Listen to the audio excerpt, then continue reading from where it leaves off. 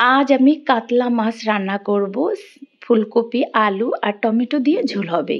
এই তো ফার্স্টে মাছটা কিন্তু কষিয়ে নেওয়া হবে আর মাছটা ধুয়ে পরিষ্কার করে রাখা হয়েছে। এখন মাছটা রান্না করার জন্য এইখানে কড়াইটা বসিয়ে দিয়ে দিয়েছি তেল। তেলের মধ্যে পেঁয়াজটা একটু ভেজে নেওয়া হয়েছে আর এর মধ্যে 2 চামচ পেঁয়াজ বাটা অ্যাড করা দিয়েছি, 1 চামচের মতো আদা বাটা, রসুন বাটা 1 চামচ। এই তো মশলাগুলো দিয়ে সুন্দর করে কষানো হচ্ছে। আসসালামু আলাইকুম, আমি রুমানা নতুন আর একটি রেসিপি নিয়ে চলে এসেছি। এই তো মশলাগুলো দিয়ে স্বাদ মতো লবণ অ্যাড করে দিয়েছি মরিচের গুঁড়ো।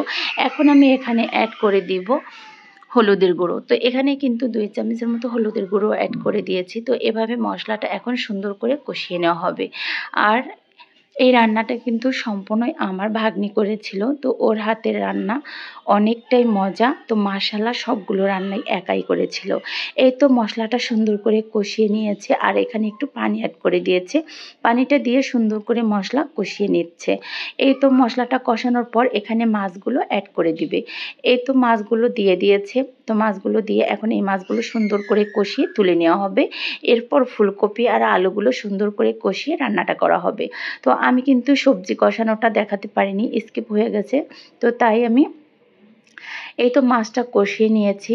মাছটা কষিয়ে সুন্দর করে মাছটা তুলে নেব। এই তো মাছটা কষানোর পর এরপর সুন্দর করে এখানে সবজিগুলো অ্যাড করেছিলাম। তো সবজিগুলো সুন্দর করে কষিয়ে এখানে ঝোলটা দিয়ে এরপর টমেটোগুলো অ্যাড করে দিয়েছি, ফালি করা কিছু কাঁচামরিচ অ্যাড করে দিয়েছি। তো বলক চলে আসার পর এখানে দিয়ে দিয়েছিলাম কষানো মাছগুলো। তো মাছগুলো দিয়ে এরপর এখানে কিন্তু মাছের একটা স্পেশাল মশলা ছিল করা, সেটা দিয়ে দিয়েছি।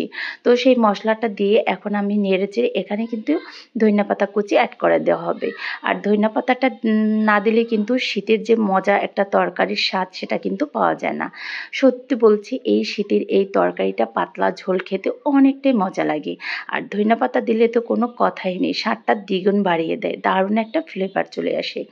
মাশাআল্লাহ অনেক সুন্দর কালার হয়েছিল আর সবগুলো খাবারই অনেক মজা হয়েছিল। এই তো ঢাকনা দিয়ে ঢেকে দেওয়া হয়েছে, রান্নাটা সম্পূর্ণ শেষ। এখন এখানে আরও একটি রান্না হয়েছে। এখানে কিন্তু আমার ভাগ্নি গ্রাম থেকে দেশি মাছ নিয়ে আসছিল। তো সেই মাছগুলো রান্না হয়েছে। এখানে মাছগুলো টমেটো আর আলু দিয়ে এই তো মাখা মাখা করে ঝোল করেছে। তো রান্নাটা একদম শেষের দিকে চলে আসছে। এখন ধনিয়াপাতা কুচিও অ্যাড করে দিয়েছে। তো ও অনেক রান্নাই করেছিল, একা হাতে অনেকগুলো রান্না করেছে। এই তো ছোট মাছ আর বড় মাছ রান্না হয়েছে। তো মাশাআল্লাহ অনেক সুন্দর হয়েছে কালার। এখন সব কিছু পরিবেশন করে নিয়েছে। এখানে পাতাকপি ভাজি করেছিল চিংড়ি মাছ দিয়ে। আর এখানে দেশি মুরগি রান্না করেছে আলু দিয়ে ঝোল। আর এখানে রান্না করেছিল, তো এখানে কিন্তু আস্ত একটা মুরগিও বোনা করেছিল। আর এই তো মাছ রান্নার কালারটা কিন্তু অনেক সুন্দর হয়েছে মাশাআল্লাহ, দেখতে যতটা সুন্দর খেতে অনেকটা মজা। আর এখানে ছিল লাল চালের ভাত। সবগুলো খাবারই অনেকটা মজা হয়েছে। তো বিদায় নিলাম, ভালো থাকবেন সবাই, আল্লাহ হাফেজ।